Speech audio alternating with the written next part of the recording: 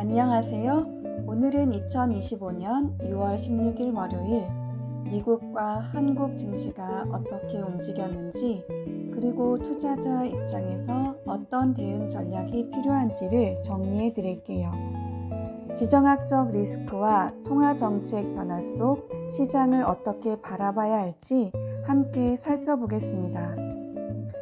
이번 영상은 다음 6가지 주제로 구성되어 있습니다. 먼저 전체 시장 개요를 살펴보고 그 다음 한국 시장과 미국 시장의 흐름, 그리고 글로벌 이슈와 투자 시사점을 통해 마지막으로 요약 정리까지 함께 보겠습니다. 먼저 시장 전체의 흐름부터 짚어보겠습니다.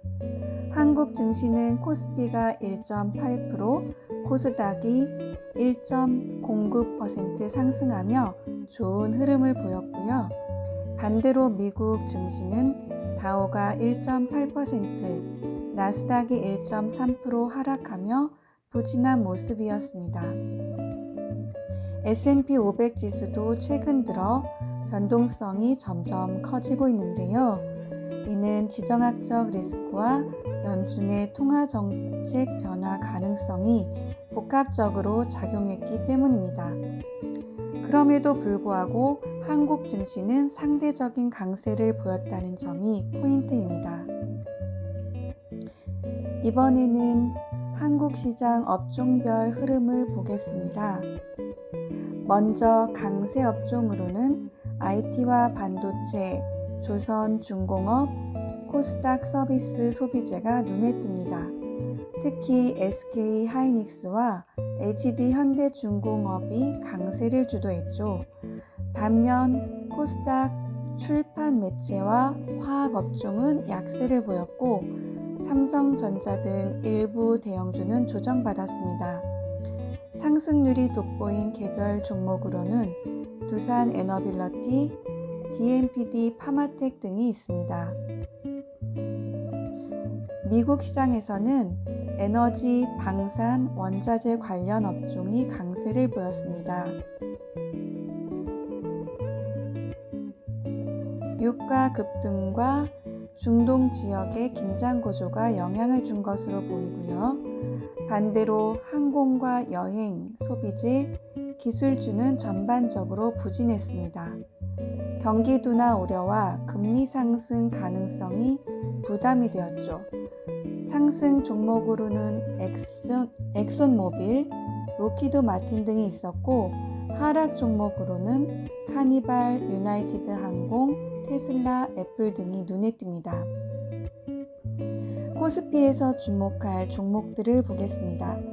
먼저 SK 하이닉스는 신고가를 기록하며 5.31% 상승, 반도체 업종의 상승을 주도했습니다. HD 현대중공업은 5% 이상 상승, 조선업종 강세와 글로벌 선박 수요 증가, 친환경 선박 기대감이 작용했습니다. 두산 에너빌러티는 무려 9.16% 급등, 신재생 에너지 및 해외 수주 기대가 호재로 작용했죠. 반면 삼성전자는 1.89% 하락, 실적 기대감 약화와 글로벌 경쟁 심화가 부담으로 작용했습니다.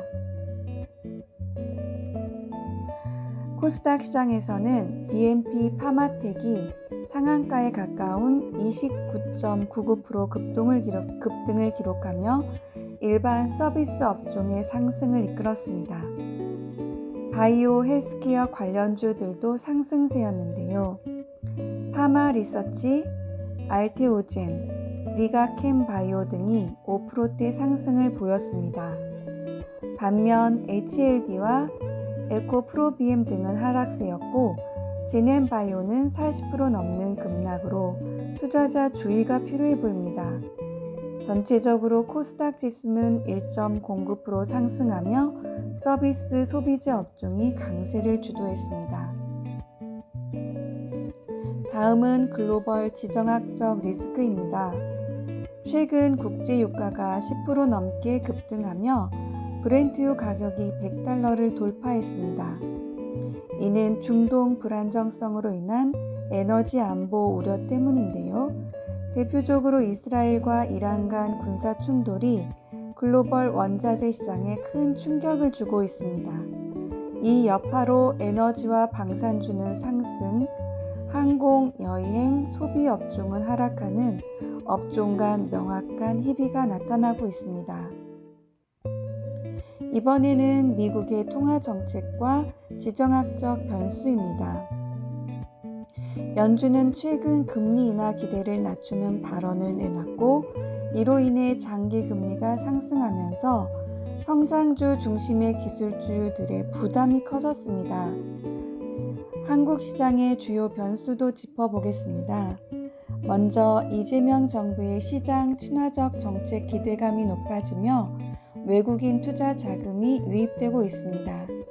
한편 중동 리스크는 일시적 심리 위축을 유발했고 에너지 관련주의 변동성이 커졌습니다.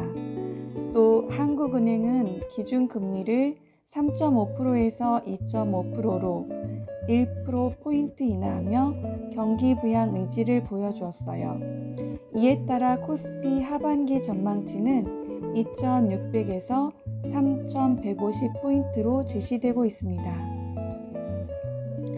그렇다면 투자자 입장에서 어떻게 대응할 수 있을까요? 다음 4가지 포인트로 정리할 수 있습니다. 첫째, 지정학적 리스크는 여전히 지속되고 있어 에너지, 방산 등 관련 업종에 관심을 두되 관련 이슈를 면밀히 모니터링할 필요가 있습니다. 둘째, 통화 정책 측면에서는 금리 동결 가능성과 정책 발표에 따른 시장 반응을 예의주시해야 합니다. 셋째, 인플레이션 리스크는 여전합니다. 국제 유가와 원자재 가격의 흐름, 그리고 소비자 물가 지표를 주기적으로 점검해야 하죠. 마지막으로 한국 시장은 여전히 낮은 밸류에이션을 바탕으로 상승 여력이 존재합니다. 정책 기대감과 기업 실적 전망이 뒷받침된다면 장기적으로 긍정적 접근이 가능합니다. 마지막으로 요약해 보겠습니다. 오늘 한국 증시는 상승세를 보였고요. 지정학적 리스크와 통화 정책이 시장의 핵심 변수로 작용했습니다. 유가 및 인플레이션 흐름, 그리고 한국 시장의 저평가 요인은 앞으로도 계속 주목해야 할 포인트입니다. 끝으로 글로벌 이슈에 대한 꾸준한 모니터링, 그리고 중장기적 관점에서의 분산 투자 전략을 권장드립니다. 지금 같은 시장에서는 차분한 대응이 가장 강력한 무기가 될 수 있습니다. 그럼 오늘도 고생하셨습니다. 안녕히 계세요.